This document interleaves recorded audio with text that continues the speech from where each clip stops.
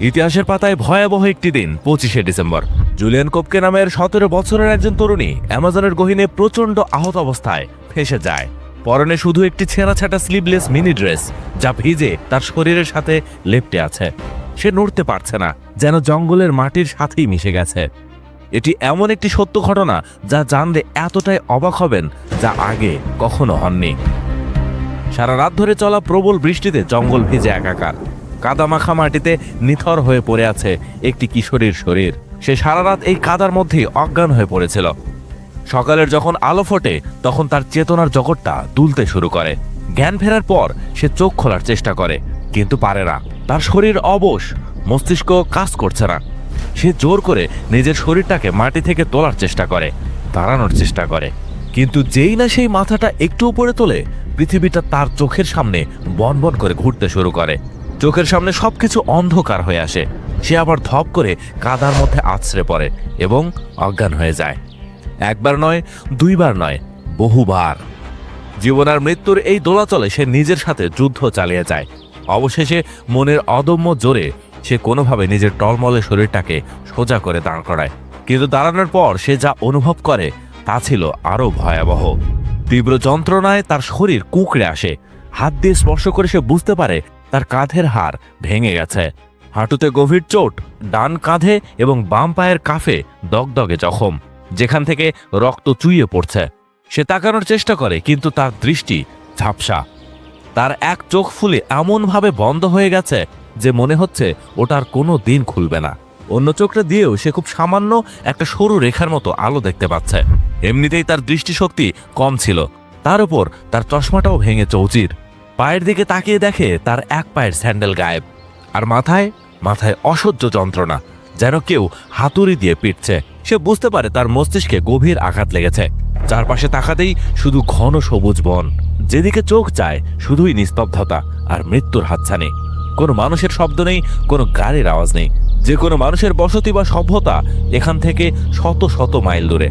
পৃথিবীর সবচেয়ে ভয়ঙ্কর এবং ঘন জঙ্গল অ্যামাজনে এই মেয়েটি এখন সম্পূর্ণ একা। একটু এগোতেই সে আশেপাশে অনেক লাশ পড়ে থাকতে দেখে। সে ভয়ে আরো শিউরে ওঠে, কিন্তু সে নিজেকে সামলে বলে ওঠে, আমাকে এখান থেকে বেঁচে ফিরতেই হবে। অবশেষে সে পথ চলা শুরু করে জীবনের উদ্দেশ্যে। শুনতে করে সিনেমার গল্পের মতো মনে হলেও এটি একটি বাস্তব ঘটনা যা ইতিহাসের পাতায় সাক্ষী হয়ে আছে। এখন স্বাভাবিকভাবেই এখানে দুটি প্রশ্নের উদয় হয়। প্রশ্ন নাম্বার 1, সভ্য সমাজ থেকে বিচ্ছিন্ন এই সবুজ মৃত্যুপুরীতে ক্ষত বিক্ষত এই 17 বছরের মেয়েটি আসলে এলো কোথা থেকে? আর প্রশ্ন নাম্বার 2, হাড়ভাঙা শরীর আর অন্ধ প্রায় চোখ নিয়ে সে কি আদৌ এই সবুজ নরক থেকে জ্যান্ত ফিরতে পারবে? আজকের ভিডিওর এই ঘটনার মাধ্যমে আমরা এমন একটি সুন্দর মেসেজ পেতে চলেছি যা আপনার জীবনের সফলতা অর্জনে অবশ্যই কাজে দিবে। তো যাই হোক, এখন সেই মেয়েটির মূল ঘটনায় প্রবেশ করা যাক।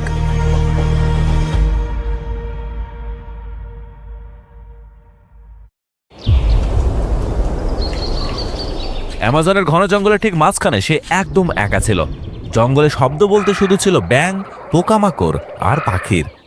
কিন্তু ভালো খবর এটা ছিল যে জুলিয়ানের জন্য এই অ্যামাজনের জঙ্গল নতুন ছিল না, কারণ সে কোনো সাধারণ শহুরে মেয়ে ছিল না। সে তার জীবনের 3 বছর তার জুওলজিস্ট বাবা মায়ের সাথে পেঙ্গুয়ানা রিসার্চ স্টেশনে কাটিয়েছিল। সে জানতো জঙ্গলে বিষাক্ত প্রাণী কোনগুলো, কোন গাছপালা বিপজ্জনক এবং বিপদে কি করতে হবে। সে জানতো যে এমন পরিস্থিতিতে এত জখম অবস্থাতেও ভয় পাওয়া চলবে না, বরং ভাবতে হবে। কয়েক ঘন্টা বিশ্রামের পর জুলিয়ান ঠিকঠাকভাবে হাঁটতে পারে। মাঝে মাঝে সে আকাশে উঠতে থাকা রেস্কিউ হেলিকপ্টারের আওয়াজ শুনতে পায়, কিন্তু জঙ্গল এত ঘন ছিল যে রেস্কিউ হেলিকপ্টারের পক্ষে তাকে খুঁজে পাওয়া অসম্ভব ছিল। বেঁচে থাকার জন্য দুটো সবচেয়ে জরুরি প্রয়োজন, পানি আর খাবার। এখানে সে তার প্রেজেন্স অফ মাইন্ড ব্যবহার করে। পাতার উপর জমে থাকা বৃষ্টির ফোঁটাগুলো তার জিভ দিয়ে খেয়ে পিপাসা মেটায়। এরপর সে তার আশেপাশে খাবার খুঁজতে শুরু করে। এখানে অনেক মানুষের একটা ভুল ধারণা আছে যে এমন ঘন রেইন ফরেস্টে তো অনেক খাওয়ার মতো জিনিস জন্মায়, কিন্তু এই কথাটা আসলে সত্যি নয়। কারণ অ্যামাজনের জঙ্গল এত ঘন যে এখানে সূর্যের আলো নিচ পর্যন্ত পৌঁছাতে পারে না। তাই এখানকার মাটিতে খুব বেশি জিনিস জন্মায় না, শুধু 20 মিটার উচ্চতায় পাম ফল জন্মায়। কিন্তু সেখানে পৌঁছানোর জন্য গাছে চড়তে হবে, যা খুব ঝুঁকিপূর্ণ হতে পারে। সবার প্রথমে জুলিয়ানের চোখে মাশরুম পড়ে, কিন্তু তার সন্দেহ হয় যে এগুলো বিষাক্ত হতে পারে, তাই সে ওগুলো ছয়ও না। এরপর সে ইতালিয়ান ফ্রুট কেকের একটি বাক্স পায়, কিন্তু সারা রাত বৃষ্টির কারণে ওটা আর খাওয়ার মতো ছিল না।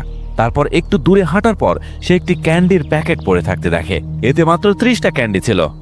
কিন্তু দাঁড়ান, এই ঘন গহীন অরণ্যে ক্যান্ডির প্যাকেট, ইতালিয়ান ফ্রুট কেক এসব কি করে আসলো? ওয়েল, এটা জানতে হলে আমাদের ফিরতে হবে একদিন আগে, 24শে ডিসেম্বরে। 24শে ডিসেম্বর 1971 সাল। সাউথ আমেরিকার দেশ পেরুর রাজধানী লিমা থেকে লাসা এয়ারলাইন্সের ফ্লাইট 508 উড়ান দেয়। এই বিমানে বসে আছেন মোট 86 জন যাত্রী এবং এটি অ্যামাজন রেইন ফরেস্টের উপর দিয়ে পেরুর পুকালপা শহরের দিকে যাচ্ছে। যাত্রার প্রথম আধ ঘন্টা একদম স্বাভাবিক ছিল। ক্রু যাত্রীদের ব্রেকফাস্ট পরিবেশন করে। পাইলটরা নিজেদের পরিবার নিয়ে আনন্দে কথা বলছিলেন এবং সব যাত্রীরা খুব খুশি ছিলেন, কারণ পরের দিনে ছিল ক্রিসমাস। সবাই নিজেদের পরিবারের সাথে দেখা করতে যাচ্ছিলেন, কিন্তু যেই এই বিমানটি নিচে নামার প্রস্তুতি শুরু করে, কালো মেঘ ছেয়ে যায়। হঠাৎ করে সামনে এক ভয়ানক ঝড় দেখা দেয়। পাইলটরা সিদ্ধান্ত নেন যে এই ঝড়ের ভিতর দিয়েই প্লেন চালাবেন। সোজা প্লেনটি এর ভিতরে ঢুকিয়ে দেন। কিছু মিনিটের মধ্যেই চারিদিকে অন্ধকার নেমে আসে, বিদ্যুৎ চমকাতে থাকে। টার্বুলেন্সের কারণে এই প্লেনটি ভীষণভাবে নড়তে শুরু করে। টার্বুলেন্স এত বেশি হয়ে যায় যে যাত্রীদের মালপত্র যা ওভারহেড কম্পার্টমেন্টে রাখা ছিল তা বেরিয়ে তাদের উপর পড়তে শুরু করে। সব যাত্রীদের মধ্যে এখন আতঙ্ক ছড়িয়ে পড়ে। প্রায় 20 মিনিট ধরে এভাবেই চলতে থাকে এবং তারপর হঠাৎ 21,000 ফুট উচ্চতায় এই প্লেনের উপর বজ্রপাত আছড়ে পড়ে। এই বজ্রপাত প্লেনের ডান দিকের ডানায় গিয়ে লাগে, যার ফলে এই ডানায় আগুন ধরে যায়। কয়েক সেকেন্ড পরেই এই ডান দিকের ডানাটি ভেঙে প্লেন থেকে আলাদা হয়ে যায় এবং সাথে বাম দিকের ডানারও কিছু অংশ খসে পড়তে থাকে। পুকালপায় ল্যান্ড করার মাত্র 15 মিনিট আগে প্রায় 10,000 ফুট উচ্চতায় এই প্লেনটি টুকরো টুকরো হয়ে ভেঙে পড়তে থাকে।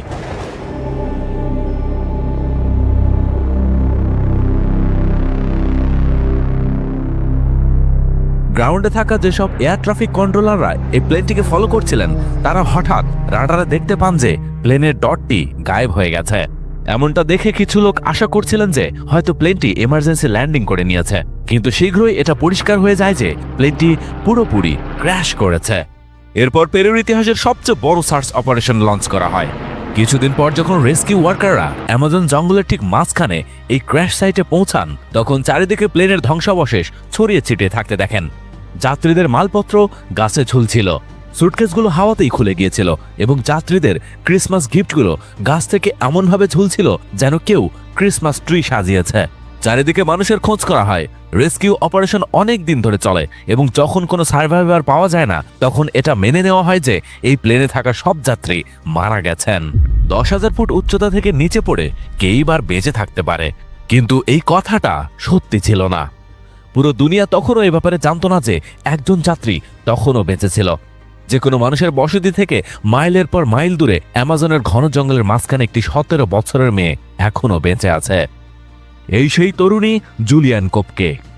এটি একটি অত্যন্ত অবিশ্বাস্য অলৌকিক ঘটনা ছিল, কিন্তু এখন সমস্যা ছিল যে সে একা জখম অবস্থায় অ্যামাজন জঙ্গলের মাটিতে পড়েছিল।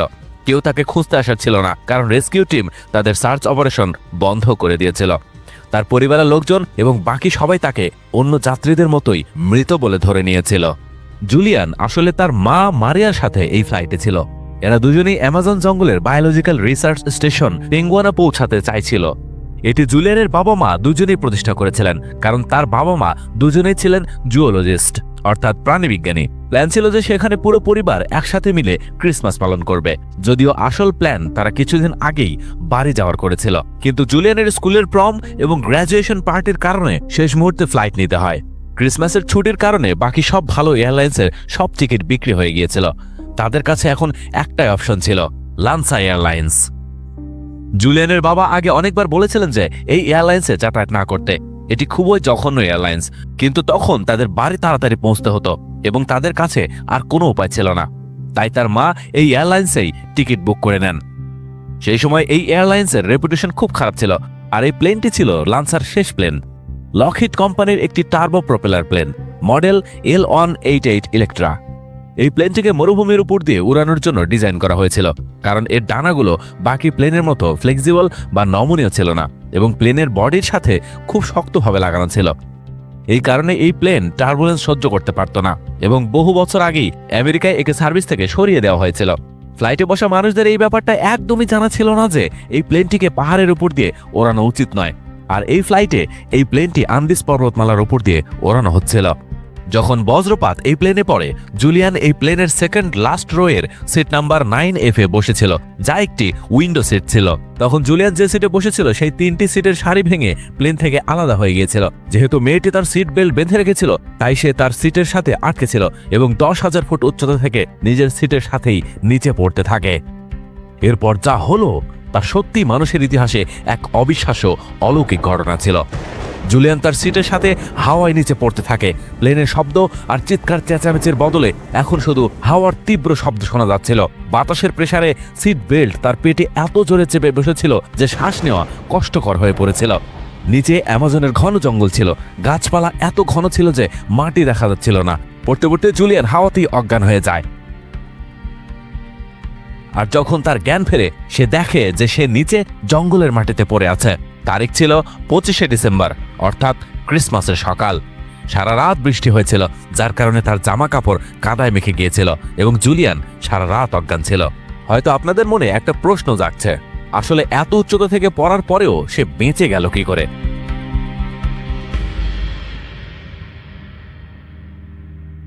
আসলে 3টি অলৌকিক কারণে তার প্রাণ বেঁচে যায়। প্রথমত, ঝড়ের নিচে থেকে উপরের দিকে চলা তীব্র বাতাস, যাকে আপড্রাফটস বলা হয়। ঝড়ের কারণে মাটি থেকে আকাশের দিকে হাওয়া বইছিল। এর ফলে যে কোনো জিনিস যা পড়ছে তা উপরের দিকে ধাক্কা খায়। এই হাওয়া জুলিয়ানের পড়ার গতি কমিয়ে দিয়েছিল। দ্বিতীয়ত, পড়ার সময় তার সিটের সারি খুব জোরে ঘুরছিল। এত জোরে গোল গোল করে ঘুরতে থাকে যে এটা হেলিকপ্টারের ডানার মতো কাজ করতে শুরু করে। এই কারণে পড়ার গতি আরও কমে যায়। এবং তৃতীয়ত, অ্যামাজনের জঙ্গলের ঘন গাছের ঘন পাতা এবং সেখানে থাকা জঙ্গলের লতানো গাছপালা একটি জালের মতো আস্তরণ তৈরি করেছিল, যা একটি গদি বা কুশনের মতো কাজ করে। এর ফলে যখন সে পড়ে তখন মাটিতে সরাসরি ধাক্কা লাগা থেকে বেঁচে যায়। এছাড়া ভাগ্য একটা গুরুত্বপূর্ণ ভূমিকা পালন করেছে, কারণ ঠিক কোন দিকে সে পড়ছে, কোন গাছের উপর পড়ছে এবং পড়ার সময় তার শরীর কোন দিকে ছিল, এই সব কিছুই ম্যাটার করে।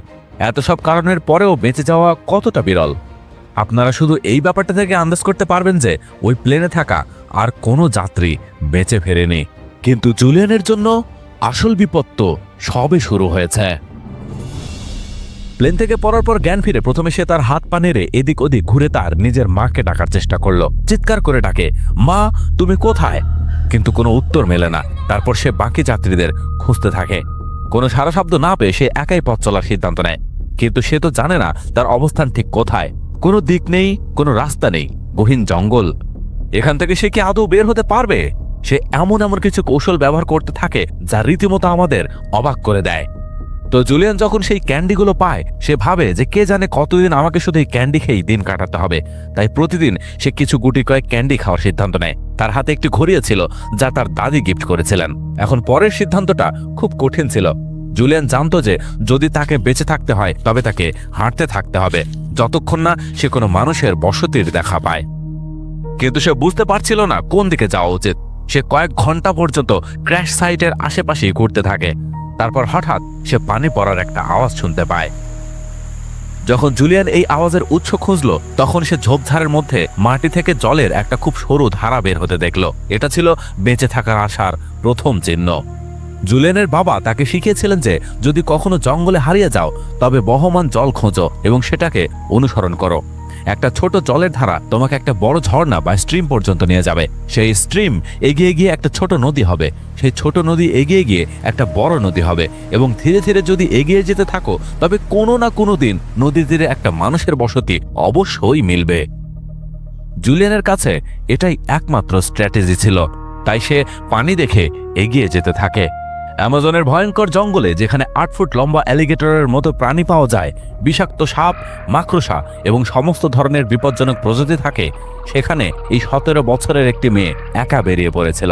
সে এটাও জানতো না যে কোথায় যেতে হবে, কেউ মিলবে কি মিলবে না। শুধু এটুকু জানতো পানির ধারা অনুসরণ করে যেতে হবে। এখন শুনতে এই কথাটা খুব সহজ মনে হয় যে পানিপথ অনুসরণ করো, কিন্তু পানি সবসময় সুবিধাজনক জায়গা দিয়ে বয় না। অনেক সময় পড়ে থাকা গাছ সামনে আসে, ঘন ঝোপঝাড় এবং পিচ্ছিল পাথর রাস্তায় থাকে। এই জঙ্গল এত ঘন ছিল যে ঝোপঝাড় কেটে তবেই এগোনো যেত। এসব কারণের জন্য সে খুব বেশি এগোতে পারেনি। খুব তাড়াতাড়ি সন্ধ্যা হতে শুরু করলো। সে তার ঘড়ির দিকে তাকালো, সন্ধ্যে 6টা বাজে, এবং তার সামনে এখন পর্যন্ত সবচেয়ে বড় চ্যালেঞ্জ ছিল এই ঘন জঙ্গলে রাতে বেঁচে থাকা। রাতে যে কোনো বন্য প্রাণী খুব সহজেই আক্রমণ করতে পারে। জুলিয়ান জানতো যে এমন পরিস্থিতিতে কোনো না কোনো নিরাপদ জায়গায় ঘুমানো উচিত, যেখানে পিঠের দিকে কোনো গাছ বা বড় পাথর থাকে, যাতে কোনো প্রাণী পিছন থেকে আক্রমণ করতে না পারে। তার বাবা তাকে এটাও শিখিয়েছিলেন যে পাথর আর কাঠ ঘষে আগুন কিভাবে জ্বালানো হয়। কিন্তু আফসোস, এই রাতে বৃষ্টি খুব জোরে হচ্ছিল, সবকিছু ভিজে ছিল এবং আগুন জ্বালানো অসম্ভব ছিল। ক্লান্তি এবং চোটের কারণে তার খুব গভীর ঘুম চলে আসে। কিন্তু ভাগ্যক্রমে সে এমন একটা জায়গায় ঘুমিয়েছিল যা তুলনামূলকভাবে নিরাপদ ছিল। পরের দিন যখন তার ঘুম ভাঙল, তখন তার শরীরে একদমই শক্তি ছিল না, কিন্তু সে জানতো যদি বেঁচে থাকতে হয় তবে হাঁটতে হবে। চশমা ভাঙার কারণে দূরের জিনিসও দেখতে পাচ্ছিল না, তাই কোনো শর্টকাটও সে নিতে পারেনি, কিন্তু হাঁটতে হবে। রাস্তায় হাঁটতে হাঁটতে সে একটা ভীষণ ভয়ানক মাকড়সা দেখতে পায়, দ্য গোলিয়াথ বার্ড ইটার, দুনিয়ার সব থেকে বড় মাকড়সা। এটা এত বড় যে ছোট ছোট পাখিদেরও খেয়ে ফেলতে পারে।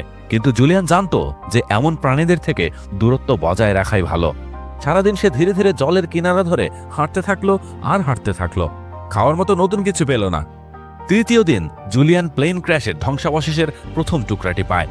এটি একটি টারবাইন ছিল যা একদিক থেকে পুরোপুরি কালো হয়ে গিয়েছিল। এখনও সে দিনে 1-2 বার রেস্কিউ প্লেনের আওয়াজ শুনতে পাচ্ছিল, কিন্তু সে নিরুপায় ছিল। তাদের দিকে ইশারা করার কোনো উপায় ছিল না। তৃতীয় দিনে সন্ধ্যা নামার সাথে সাথে তার ঘড়িও কাজ করা বন্ধ করে দেয়। চতুর্থ দিন সে কিছু কিং ভালচার দেখতে পেল। এটা এক ধরনের শকুন, এরা লাশ খাওয়ার জন্য পরিচিত। জুলিয়ান বুঝে গিয়েছিল যে তার আশেপাশে কোনো লাশ আছে। একটু এগিয়ে যেতে সে প্লেনের সিটের একটি সারি দেখতে পেল, যেখানে 3জন লোক এখনও তাদের সিট বেল্ট দিয়ে বাঁধা ছিল। এই লোকগুলো এত জোরে নিচে মাটিতে পড়েছিল যে এদের মাথা 3 ফুট মাটির ভিতরে গেঁথে গিয়েছিল। এদের পা উপরের দিকে ছিল। এটি একটি অত্যন্ত ভয়ানক দৃশ্য ছিল। কিছুক্ষণের জন্য জুলিয়ান এটা দেখে প্যারালাইজড হয়ে গিয়েছিল। এই 3 জনের মধ্যে একজন মহিলাও ছিলেন। জুলিয়ানের ভয় হতে লাগলো যে ইনি কোথাও তার মা নন তো। ধীরে ধীরে সে পা বাড়ালো এবং একটা লাঠি তুলে লাশের পা দেখার চেষ্টা করলো। যেমনই সে একটু কাছে এলো, সে দেখলো নখে নেল পলিশ লাগানো ছিল। এটা দেখে সে একটু স্বস্তি পেল, কারণ তার মা নেল পলিশ লাগাতেন না। জুলিয়ান আশেপাশে দেখলো যে কোথাও তার কোনো বডি বা কোনো জখম যাত্রী আছে কিনা, কিন্তু ধাতুর টুকরো ছাড়া সেখানে আর কিছুই ছিল না। সে আবার এগোতে শুরু করলো, জলের কিনারা ধরে এগোতে থাকলো। এভাবেই তার দিন কাটতে থাকলো। সে খাওয়ার মতো আর কিছুই পেল না। তার সময়ের জ্ঞানও হারিয়ে যেতে থাকলো। সব দিন একরকম মনে হচ্ছিল আর সব রাত একরকম। সে মানসিকভাবে এত দুর্বল হয়ে পড়েছিল যে এখন তার এটাও মনে ছিল না যে জঙ্গলে ঘুরতে ঘুরতে কতদিন হয়ে গেছে। জুলিয়ান নিজের মনে শুধু একটাই জিনিস আউড়ে যাচ্ছিল যে পানি অনুসরণ করে যেতে হবে। ধীরে ধীরে সেই ছোট জলের ধারাটা একটা বড় ঝর্ণায় বদলে গেল। এই বড় ঝর্ণা একটা ছোট নদীতে পরিণত হলো। কিন্তু এতদিন পর এখন তার খিদে একদম অসহ্য হয়ে উঠেছিল। তার কাছে যতগুলো ক্যান্ডি ছিল সব শেষ হয়ে গিয়েছিল। সে পাম গাছের কাণ্ডের ভেতরের অংশ খাওয়ার কথা ভেবেছিল, কিন্তু তার কাছে কোনো ছুরি বা কোনো ধারালো হাতিয়ার ছিল না যা দিয়ে সে এটা করতে পারত। না এর কাছে মাছ ধরার জন্য কিছু ছিল, আর না গাছের শিকড় সিদ্ধ করে খাওয়ার কোনো ব্যবস্থা। খাবারের জায়গায় সে শুধু নদীর জল খেয়ে কাজ চালানোর কথা ভাবলো। এই জলে থাকা মিনারেলসের কারণে কিছুক্ষণ পেট ভরা মনে হতো, কিন্তু তারপর আবার খিদে পেতে শুরু করত। ধীরে ধীরে সে খুব দুর্বল এবং হতাশ হতে থাকে। সে জানতো না যে এইভাবে সে জঙ্গলে আর কত দিন বেঁচে থাকতে পারবে।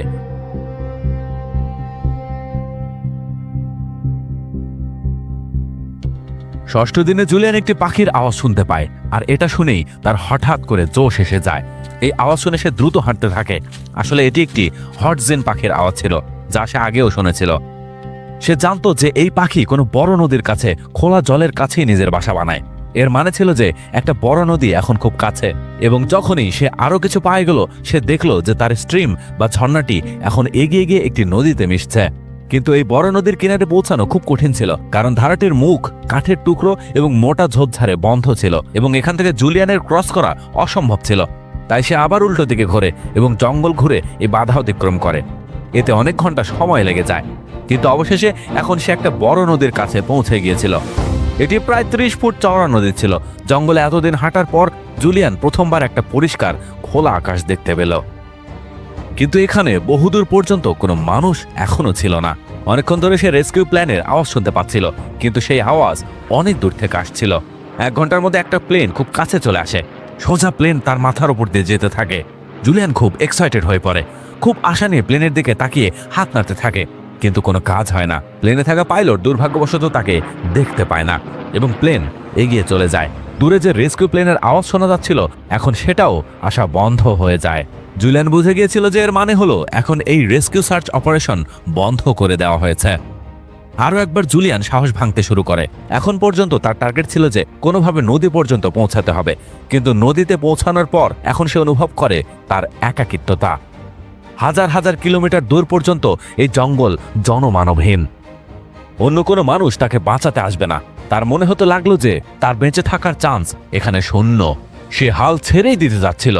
ঠিক তখনই তার বাবার বলা একটা কথা মনে পড়ে, যেখানে নদী আছে সেখানে মানুষও থাকবে। জুলিয়ান এই কথাটা মনে করে নিজেকে মোটিভেট করে যে কোনো না কোনো দিন তো সে মানুষের কাছে পৌঁছেই যাবে যদি নদীর কিনারা ধরে হাঁটতে থাকে। তো এই এক শেষ আশা নিয়ে সে এগিয়ে যেতে থাকে। দিন কাটতে থাকে, কিন্তু দিন কাটার সাথে সাথে তার অবস্থাও খারাপ হতে থাকে। তার হাতে যে ক্ষত ছিল তাতে মাছিরা ডিম পেড়েছিল। সেই ডিম থেকে এখন ছোট ছোট পোকা বা ম্যাগটস বের হতে শুরু করেছিল। এই পোকাগুলো তার মাংসের ভিতরে ঢুকে যাচ্ছিল। এই পোকাগুলোকে ক্ষত থেকে শুধু অ্যালকোহল বা কেরোসিন দিয়েই বের করা যেত, কিন্তু জুলিয়ানের কাছে এই দুইটার মধ্যে কোনোটাই ছিল না। তার কাছে শুধু তার একটা সিলভার রিং ছিল। এই আংটিটা খুলে সে পোকাগুলিকে বের করার চেষ্টা করলো, কিন্তু এই পোকাগুলো তার চামড়ার অনেক ভেতরে ঢুকে গিয়েছিল। এখন তার ভয়ে তো লাগলো যে এই ক্ষত যদি ইনফেক্টেড হয়ে যায় তবে তার হাতও কাটতে হতে পারে। তাছাড়া সে তার পিঠের ওপরের অংশের চামড়া দেখলো যা বাজেভাবে পুড়ে গিয়েছিল। এটা এখন ধীরে ধীরে উঠে যেতে শুরু করেছিল এবং এখান থেকেও রক্ত বের হচ্ছিল। এইসব সমস্যা নিয়ে সে কিছুই করতে পারত না, তাই সে তাই করলো যা তার হাতে ছিল। নদীর কিনারা ধরে ধরে এগিয়ে যেতে থাকলো। কিছু সময় পর সে রিয়ালাইজ করলো যে ধীরে ধীরে নদীর কিনারা ধরে হাঁটার বদলে কেননা নদীর ভিতরে ঝাঁপ দিয়ে সাঁতার কাটাই ভালো। তাই সে নদীর ভিতরে ঝাঁপ দেয় এবং নদীর স্রোতের সাথে জলে ভেসে যেতে থাকে। ঘন্টার পর ঘন্টা নদীতে ভেসে যাওয়ার পর সে কোনো বাড়ির ছাপ দেখতে পায় এবং কিছু সময় পর সে মুরগির ডাক শুনতে পায়। কিন্তু এই দুটো জিনিসই সত্যি ছিল না, আসলে সে হ্যালুসিনেট করছিল। যখন অন্ধকার হতে থাকে সে নদী থেকে বেরিয়ে যায় আশ্রয় নেওয়ার জন্য এবং তারপর যেই পরের দিন সকাল হয় সে আবার নদীর ভেতরে ঝাঁপ দেয়। পরের কিছুদিন পর্যন্ত সে এটাই করতে থাকে। একদিন যখন সে নদীর কিনারায় শুয়েছিল তখনই একটা বড় ফিমেল অ্যালিগেটর অ্যাটাকিং পজিশনে তার দিকে এগোতে থাকে। এখানে আরও একবার জঙ্গল নিয়ে জুলিয়ানের নলেজ কাজে এলো। সে জানতো যে এই ধরনের অ্যালিগেটর পানিতে আক্রমণ করে না। সে সোজা পানিতে নেমে গেল এবং স্রোতের সাথে আবার ভেসে যেতে থাকলো। অনেকদিন ধরে এই জিনিস বারবার করার পর সে ঠান্ডা পানির কারণে আরও দুর্বল হয়ে পড়েছিল। খাবার এখনও একটা বড় সমস্যা ছিল। সে ব্যাঙ ধরে খাওয়ার চেষ্টা করেছিল, কিন্তু এখন পর্যন্ত সে এত দুর্বল হয়ে গিয়েছিল যে তার দ্বারা ব্যাঙও ধরা গেল না। নদীর কিনারে চলতে চলতে সে পরে হরিণের মতো অনেক ধরনের প্রাণীও দেখতে পেল এবং এটা একদমই কোনো ভালো লক্ষণ নয়। জুলিয়ান জানতো যে এই ধরনের প্রাণী মানুষের বসতির কাছে পাওয়া যায় না। 10ম দিন আসতে আসতে এখন সে প্রায় পুরোপুরি সাহস হারিয়ে ফেলেছিল। জুলিয়ানের কাছে এখন নিজেকে মোটিভেটেড রাখার জন্য বেশি কিছু আর বেঁচে ছিল না। এখন তার সত্যি মনে হচ্ছিল যে হয়তো সে আর বেঁচে ফিরবে না। আরও একটা পুরো দিন এভাবেই কেটে যায় নদীর ভেতর সাঁতার কাটতে কাটতে। সূর্য ডুবে যায়, অন্ধকার হতে থাকে। সে নদী থেকে বেরিয়ে কিনারার বালিতে বিশ্রাম করতে থাকে। তখনই সে কিছু একটা দেখতে পায়। একটা বড় নৌকা সামনে দাঁড়িয়ে আছে। এটা আবার কোনো হ্যালুসিনেশন নয় তো। তার নিজের উপর বিশ্বাস হয় না। নিজের চোখ রগড়ে সে আবার দেখে নৌকা এখনো দেখা যাচ্ছিল। সে 3 বার নিজের চোখ ডলে দেখে নৌকা প্রতিবারই সেখানে দেখা যাচ্ছিল। আর একটু সাঁতরে সে নৌকার আরো কাছে আসে, ওটাকে স্পর্শ করে। তখন গিয়ে তার বিশ্বাস হয় যে হ্যাঁ, এটা তো সত্যি একটা নৌকা। নৌকার পাশে সে একটা ছোট্ট রাস্তা উপরে যেতে দেখে। জুলিয়ান তার শরীরের বেঁচে থাকা সমস্ত শক্তি লাগিয়ে ওই রাস্তায় চলতে শুরু করে। উপরে একটা ঝুপড়ি তৈরি করা ছিল। সে ওই ঝুপড়িতে পৌঁছায় এবং ভিতরে উঁকি দিয়ে দেখে, কিন্তু কাউকে দেখা যায় না। আসলে সেখানে কোনো মানুষ উপস্থিত ছিল না, কিন্তু ঝুপড়ির ভেতরে পেট্রোল রাখা ছিল। জুলিয়ান একটা ছোট নল দিয়ে পেট্রোল বের করে সোজা তার হাতের ক্ষতের ওপর ঢেলে দেয়, যাতে তার হাতের ওপর যে পোকাগুলো ছিল তা বের করা যায়। এমনটা করাতে তার খুব তীব্র যন্ত্রণা হয়, কারণ পেট্রোল থেকে বাঁচার জন্য ওই পোকাগুলো শরীরের আরও ভেতরে ঢোকার চেষ্টা করে। ধীরে ধীরে ওই পোকাগুলো বাইরে আসতে থাকে এবং সে এক এক করে যখন বের করে গুনতে শুরু করে সে দেখে যে এখানে 30টা পোকা জমেছিল। জুলিয়ান সিদ্ধান্ত নেয় যে সে এই ঝুপড়ির ভেতরে বসেই মানুষের আসার অপেক্ষা করবে। রাত হয়ে যায়, রাতের পর সকাল হয়ে যায়, কিন্তু সেখানে কেউ আসে না। সে আবার ভাবে আরও এগিয়ে যাওয়ার চেষ্টা করা উচিত, কিন্তু তার শরীরে আর একদম শক্তি ছিল না। পরের পুরো দিন এখন সে শুধু ওখানেই বসে থাকে, হতাশা এবং ক্লান্তি নিয়ে। কিন্তু ওই সন্ধেবেলা যখন অন্ধকার নামছিল তখনই সে কিছু আওয়াজ শুনতে পায়, মানুষের আওয়াজ। জুলিয়ানের মনে হলো সে আবার হ্যালুসিনেট করছে না তো, কিন্তু তখনই সে 3জন লোককে জঙ্গল থেকে বাইরে আসতে দেখল। এই লোকগুলো যখন জুলিয়ানকে দেখল তারা একদম ভয় পেয়ে পিছিয়ে গেল। ছেঁড়া জামা কাপড় একটা ফর্সা মেয়ে যার চোখ ফুলেছিল এবং শরীরে এতগুলো ক্ষত ছিল। তাদের মনে হলো এ কোথাও কোনো শয়তান বা ভূত নয় তো। অ্যামাজনের জঙ্গলে মানুষের অনেক পৌরাণিক বা মিথোলজিক্যাল গল্প আছে, যেমন সব কালচারে থাকে। তাদের বিশ্বাস ছিল ইয়াকু মামার। এটি একটি অনেক বড় অ্যানাকন্ডা যাকে জলের মা বা মাদার অফ ওয়াটার বলা হয়। এক জলদ্বীপের মতো তারা এর অনেক গল্প শুনেছিল এবং এখানে এই মেয়েটিকে এই অবস্থায় দেখে তাদের সত্যিই মনে হলো যে এই ইয়াকু মামা ছিল। জুলিয়ান তাদের দেখেই নিজের সমস্ত সাহস সঞ্চয় করে বলার চেষ্টা করে। স্প্যানিশ ভাষায় বলে, আমি লান্সা প্লেন ক্র্যাশ থেকে বেঁচে যাওয়া মেয়ে, আমার নাম জুলিয়ান। এটা শুনে ওই লোকগুলোর বিশ্বাস হলো না। তারা তাকে বলল যে ওই প্লেন ক্র্যাশে তো সবাই মারা গেছে, তারা খবরে শুনেছে। যদি সত্যি তুমি ওই প্লেনের ক্র্যাশের সার্ভাইভার হও তবে এর মানে হলো তুমি একমাত্র সার্ভাইভার যে বেঁচে আছো। এই কথা শুনে জুলিয়ানের বুক কেঁপে উঠল। সে বুঝতে পারে যে এর মানে তার মাও আর বেঁচে নেই। এই পুরো জার্নির সময় তার আশা ছিল যে তার মাও বেঁচে থাকবেন এবং এই কথা থেকে সে মোটিভেশনও পেত। কিন্তু এখন এই কথাটা ফাইনালি হজম করা খুব কঠিন ছিল জুলিয়ানের জন্য, যে তার মা আর নেই। এটা আরো বড় একটা বড় অলৌকিক ঘটনা ছিল যে এই সন্ধেবেলা জুলিয়ান এই 3জন লোককে দেখতে পেল। এই লোকগুলো আসলে অন্য কোথাও যাচ্ছিল এবং শুধু ভারী বৃষ্টির কারণে তারা এই ঝুপড়িতে থামার সিদ্ধান্ত নিয়েছিল। এরা জুলিয়ানকে পরার জন্য একটা শার্ট এবং প্যান্ট আর খাওয়ার জন্য ফারিনা, যা এক ধরনের ভাজা আটা, এগুলো দেয়। এইসব লোকেরা পরের দিন জুলিয়ানকে নিয়ে একটা গ্রামে যায়। গ্রামের লোকেরাও যখন প্রথমবার জুলিয়ানকে দেখে তখন তারা একদম ভয় পেয়ে যায়, কারণ তার চোখে সব ব্লাড ভেসেলস এবং রক্তনালী ফেটে গিয়েছিল, যার ফলে চোখ একদম লাল হয়ে গিয়েছিল। গ্রামে তার ক্ষতগুলোকে আরও পরিষ্কার করা হয় এবং ডিসইনফেক্ট করা হয়। এখান থেকে একটা প্লেনের মাধ্যমে জুলিয়ানকে ইয়ারিনাকোচা নিয়ে যাওয়া হয়, যেখানে ডাক্তাররা তাকে আরও ভালো ট্রিটমেন্ট দেন। কিছুদিন পর জুলিয়ান সহি সালামতে নিজের বাড়ি জ্যান্ত ফিরে আসে। সব মিলে সে 11 দিন পর্যন্ত মৃত্যুর সাথে লড়েছে। সে অ্যামাজনের ঘন জঙ্গলে একা সার্ভাইভ করেছে। এই অসাধারণ গল্প পুরো দুনিয়াকে অবাক করে দিয়েছে।